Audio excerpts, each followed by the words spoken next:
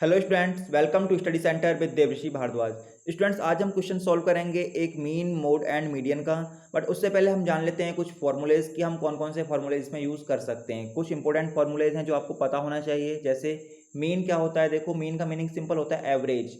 That means सभी number को सम करो और उसमें टोटल कितने नंबर है उससे डिवाइड कर दो। ये तो नॉर्मल मैंने आपको बताया, बट अगर टेबल की फॉर्म में डेटा गिवन है तो आप यूज़ करोगे ये वाला formula, summation F x upon summation F. Okay, अभी मैं जब कोई क्वेश्चन सॉल्व करूंगा तो आपको बताऊंगा कि इसका कैसे यूज़ होना है, ये क्या है, समीशन का मीनिंग क्या है, ये सब क्या है। ठीक है।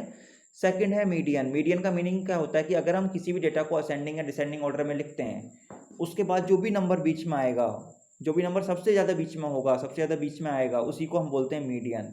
ठीक है। तो देखो मीडियन हम बोल सकते हैं कि बीच में अगर इवन नंबर है तो दो नंबर बीच में आएंगे। टोटल नंबर अगर इवन है, सपोज 4 नंबर हैं या 6 नंबर हैं, तो बीच में 2 नंबर्स आएंगे। और अगर ऑड केस है तो बीच में 1 नंबर आएगा। तो इस केस में क्या होगा, अगर ऑड है तो अगर हमारे पास टेबल की फॉर्म में डेटा गिवन है, ठीक है ना, तो हम कैसे कैलकुलेट कर सकते हैं, इस फॉर्मूले से भी कर सकते हैं, n+1/2 टर्म। ये ऑड केस में लगेगा फॉर्मूला। और अगर हमारे पास इवन नंबर है टोटल, जैसे 4, 6, 52, 100, 200, इस टाइप से, तो हम सेकंड वाले फॉर्मूले का, that means 1/2 n/2 term plus n/2 plus 1th term, इसका हम यूज करेंगे। ठीक है ना। तो पहले, सबसे पहले मेन चीज ये है कि आपको मीडियन का मीनिंग पता होना चाहिए कि अगर हम डेटा को असेंडिंग या डिसेंडिंग ऑर्डर में लिखते हैं तो जो भी बीच में आएगा, ठीक है ना, अगर बीच में एक ही डेटा आता है तो वो आंसर हो गया, अगर बीच में दो आते हैं तो उन दोनों का एवरेज हम मीडियन मानते हैं। ठीक है ना। अब बात करते हैं लास्ट मोड की। मोड क्या होता है, जो वैल्यू सबसे ज़्यादा बार आती है उसको मोड बोलते हैं, सबसे लास्ट में जो फॉर्मूला लिखा है। बट अगर डेटा टेबल की फॉर्म में है और क्वेश्चन में कहा गया है कि एम्पायरिकल मेथड से, एम्पायरिकल फॉर्मूले से मोड को फाइंड करो, तो हम लास्ट वाला फॉर्मूला यूज करेंगे। That means mode is equal to 3 median minus 2 mean. तो क्या करना होगा, इसके लिए पहले हमको मीडियन फाइंड आउट करना होगा और मीन फाइंड आउट करना होगा, तब इस फॉर्मूले का हम यूज कर सकते हैं। ठीक है। तो चलो देखते हैं अब एक क्वेश्चन कैसे सॉल्व होंगे। देखो हमारे पास क्या दे रखा है, एक डेटा दे रखा है, the following table shows the marks obtained by 41 students of A class. That means यहाँ पर क्या दे रखा है, 41 स्टूडेंट्स हैं और उनके मार्क्स दे रखे हैं। तो दैट मीन्स देखो, 2 स्टूडेंट्स ऐसे हैं जिनके 15 मार्क्स आए हैं, टेबल को हम देख सकते हैं। नंबर ऑफ स्टूडेंट्स ये दे रखे हैं ना सेकंड रो के अंदर, तो ये हमारे 41 स्टूडेंट्स होने चाहिए, इनको आप ऐड करोगे तो 41 ही आएगा। दैट मीन्स ये ऑड वाला केस है। एक तो हमको ये समझ में आ गया कि ऑड है टोटल नंबर, तो खैर ऑड है या इवन है तो हमको तब हेल्प लेनी पड़ेगी ना जब हम मीडियन फाइंड करेंगे। मीन या मोड में तो इसकी ऐसी कोई नॉर्मल नीड है नहीं। मोड में हो सकती है अगर एम्पायरिकल फॉर्मूले से कहा है तो, क्योंकि उसके लिए मीडियन भी हमको कैलकुलेट करनी होगी। तो देखते हैं, चलो मीन के लिए तो कोई नीड नहीं है, बाकी आगे देखते हैं। देखो 2 स्टूडेंट्स हैं जिनके 15 मार्क्स हैं, 5 स्टूडेंट्स हैं जिनके 17 मार्क्स हैं, 10 स्टूडेंट्स हैं जिनके 20 और 12 स्टूडेंट्स हैं जिनके 22 मार्क्स हैं, 8 स्टूडेंट्स हैं जिनके 25 मार्क्स हैं एंड 4 स्टूडेंट्स हैं जिनके 30 मार्क्स हैं। ये हमारे पास डेटा गिवन है। अब देखो, सबसे पहला काम हम क्या करते हैं, हमको कहा गया find the median and mean marks. That mean हमको मीडियन फाइंड करनी है, फिर मीन फाइंड करना है और फिर क्या करना है, using empirical formula calculate its mode, और फिर एम्पायरिकल फॉर्मूले से मोड भी फाइंड करना है। तो अब समझ लो कि हमको अगर मीडियन फाइंड करनी है तो फर्स्ट स्टेप हमारा हमेशा ये होगा कि हम असेंडिंग या डिसेंडिंग ऑर्डर में वैल्यूज़ को रखें। तो हम चेक करते हैं कि हमारा वैल्यूज़ जो है असेंडिंग या डिसेंडिंग ऑर्डर में है, अगर नहीं है तो हम उन्हें कर लेंगे। जैसे 15 के बाद अगर हम देखें 17 आया है, 17 के बाद 20, तो देखो असेंडिंग ऑर्डर चल रहा है, 15, 17, 20, देन 22, 25, 30।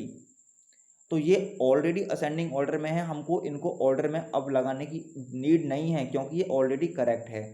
अब हम क्या करते हैं, देखो अब हमको क्या करना होगा, मीडियन के लिए हमको सी एफ वैल्यू फाइंड करनी होगी। सबसे पहले जो डेटा गिवन है हमने उसको टेबल इस टाइप से कर लिया है, 15 2, ये अभी दूसरी टाइप से दे रखी थी, देखो इस टाइप की टेबल दे रखी थी, इस टाइप से 15 2, अब इसको हमने वर्टिकल बना दिया है, 15 देन 17 उसके नीचे देन 20 उसके नीचे। तो 15, इस डेटा को हमने x कहा है या एक्स आई कह सकते हो, ठीक है, x कहा है हमने एक्स आई।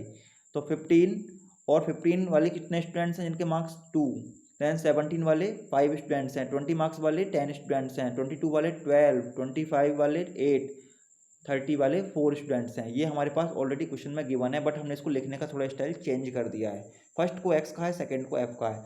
अब हम बात करते हैं मीडियन की, क्योंकि हमको मीडियन कैलकुलेट करनी है तो मीडियन के लिए हमको सी एफ फाइंड आउट करनी होती है, इसको हम बोलते हैं क्यूमुलेटिव फ्रिक्वेंसी। ठीक ठीक है। स्टूडेंट्स थे, इनको फ्रिक्वेंसी बोलेंगे। अब यहाँ पर हमको फाइंड आउट करनी है पहले क्यूमुलेटिव फ्रिक्वेंसी। तो क्यूमुलेटिव फ्रिक्वेंसी कैसे फाइंड करते हैं? देखो फ्रिक्वेंसी में जो फर्स्ट वैल्यू गिवन है वही क्यूमुलेटिव की फर्स्ट वैल्यू होती है। जो यहाँ पर फर्स्ट वैल्यू 2 है तो यहाँ पर भी 2 ही आएगा, बट अब आगे वैल्यू चेंज होती जाएंगी। जैसे 2, यहाँ पर 2 आ गया, अब इस 2 में नेक्स्ट फ्रिक्वेंसी को ऐड कर दोगे तो सेकंड वैल्यू यहाँ की मिल जाएगी। 2 में 5 ऐड करेंगे तो 7 आ जाएगा। अब ये जो 7 आया है इसमें नेक्स्ट फ्रिक्वेंसी को ऐड करेंगे तो नेक्स्ट CF आ जाएगी, क्यूमुलेटिव फ्रिक्वेंसी मिल जाएगी। 7 में 10 ऐड कर देंगे 17, ऐसे ही ऐड करते जाना है। 17 में 12 ऐड कर देंगे 29 मिल जाएगी। 29 में 8 ऐड कर देंगे 37, 37 में 4 ऐड कर देंगे तो 41। तो इस तरीके से हमने यहाँ पर CF की वैल्यू फाइंड आउट कर ली। हमको यही नीड है, बस इसी की नीड है अभी। किसके लिए? हमको जो फाइंड करना है, हमको क्या फाइंड करना है? मीडियन फाइंड आउट करना है। तो हमको CF की नीड होती है। अभी हमको इस वाले कॉलम की नीड नहीं है। मैं बताऊंगा इसकी नीड हमको कब होगी और ये कैसे आया है, अभी बताऊंगा मैं आपको। तो देखो अब हम मीडियन फाइंड आउट करते हैं। देखो एक तो आपको एक और चीज़ का ध्यान रखना है कि आपके अगर यहाँ पर जो वैल्यू लास्ट में आ रही है और इनको ऐड करने पर टोटल 41 थे ना स्टूडेंट्स, तो टोटल ये इक्वल आने चाहिए। अगर आपके इक्वल नहीं आ रहे हैं तो आपने कहीं ना कहीं इसमें मिस्टेक की हुई है, कोई ना कोई गलती की हुई है। देखो यहाँ पर लास्ट में 40 बनाया है और इन सबको फ्रिक्वेंसी को टोटल को ऐड करेंगे तो भी 40 बनाता है। डेट मीन्स टोटल जो स्टूडेंट्स थे वो 41 थे। तो डेट मीन्स हमने ये क्वेश्चन अभी तक करेक्ट किया है। यहाँ पर हम इसमें ऐड करने में हमने कोई गलती नहीं की है। ओके, अब हम चेक करते हैं कि 41 कैसा नंबर है, एक इवन नंबर है कि ऑड नंबर है। तो 41 तो एक ऑड नंबर होता है और ऑड नंबर के लिए मैंने आपको फॉर्मूला कौन सा बताया था वो याद रखना है, ठीक है ना। देखो number of terms n is 41 which is odd, तो हमको ऑड वाला फॉर्मूला ही यूज़ करना है मीडियन को फाइंड आउट करने के लिए। ऑड वाला फॉर्मूला क्या था? n+1/2 टर्म, ठीक है ना, यही तो था। ये टूथ n+1/2 ऑब्जर्वेशन, कुछ भी लिख सकते हो, उससे कोई फर्क नहीं पड़ता। तो n की वैल्यू कितनी है? n की वैल्यू देखो 41 है। 41 n की जगह रखोगे 41 + 1 42, 42/2 कितना हो जाएगा? 42/2, 42 का हाफ कितना होता है? 21। दैट मीन्स 21 प्लेस पर जो भी वैल्यू होगी वो हमारा मीडियन होगा। तो चेक करते हैं अब हम 21 पर। अब देखो हमने जो टेबल बनाई थी इसका यूज़ क्या है? क्यूमुलेटिव फ्रिक्वेंसी, इसी को चेक करना है कि हमारा जो अभी 21 प्लेस आया है ना, तो 21 प्लेस का मीनिंग ये है कि हम CF में 21 के इक्वल या उससे जस्ट ग्रेटर जो भी वैल्यू होगी उस पर हम डेटा को चेक करेंगे, वही आंसर होगा। तो 21 के इक्वल या उससे ग्रेटर, देखो ये 2 है, ये 7 है, ये 17 है, फिर ये 29 है। तो 21 कहाँ पर आएगा? 17 और 29 के बीच में आएगा। तो ये हम बोल सकते हैं कि एक्चुअली में इसके बीच में नहीं, ये 29 पर जाकर आएगा। ये तो 17 तक लास्ट हो गया। मैंने क्या कहा कि या तो 21 के इक्वल हो वो वैल्यू या 21 से ग्रेटर हो, जस्ट ग्रेटर।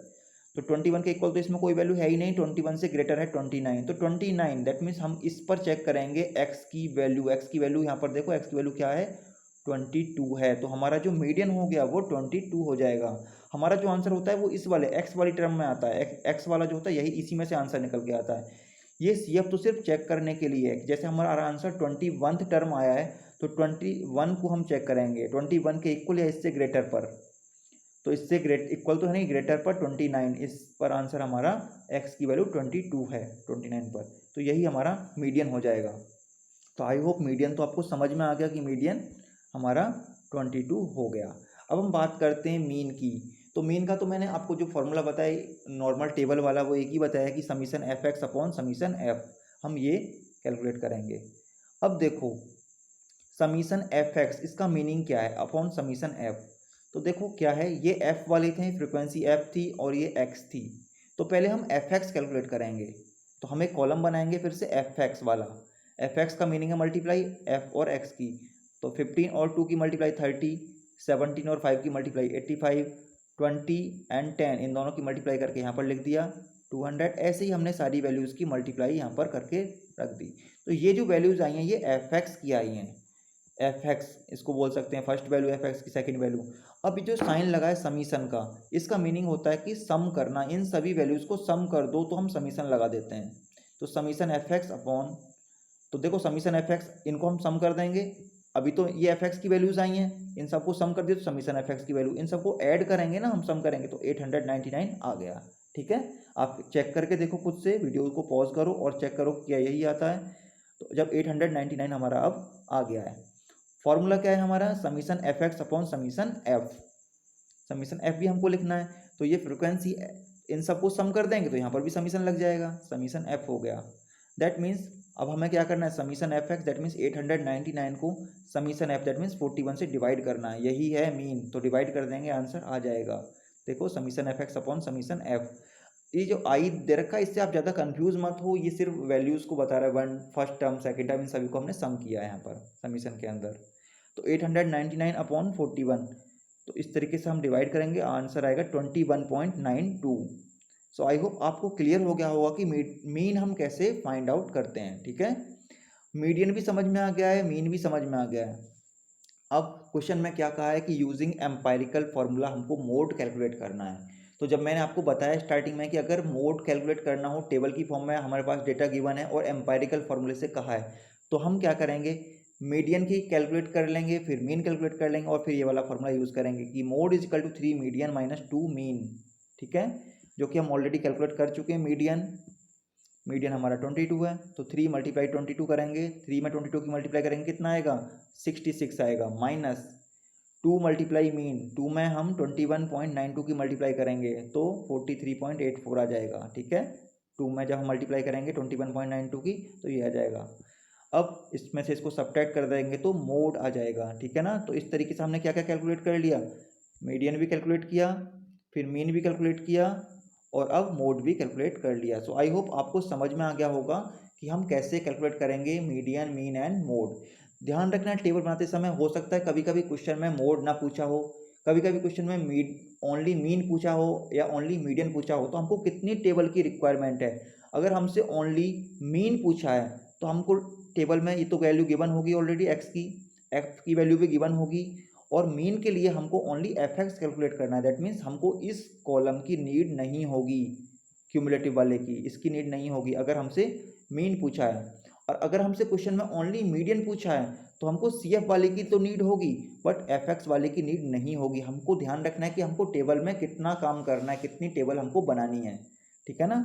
और अगर हमसे मोड पूछा है इस तरीके से एम्पेरिकल फॉर्मूले से, तो हमको सारी चीज़ें कैलकुलेट करनी होंगी, ये भी सी एफ वाली, ये वाली वैल्यू भी, थर्ड कॉलम भी और फोर्थ कॉलम भी हमको बनाना होगा।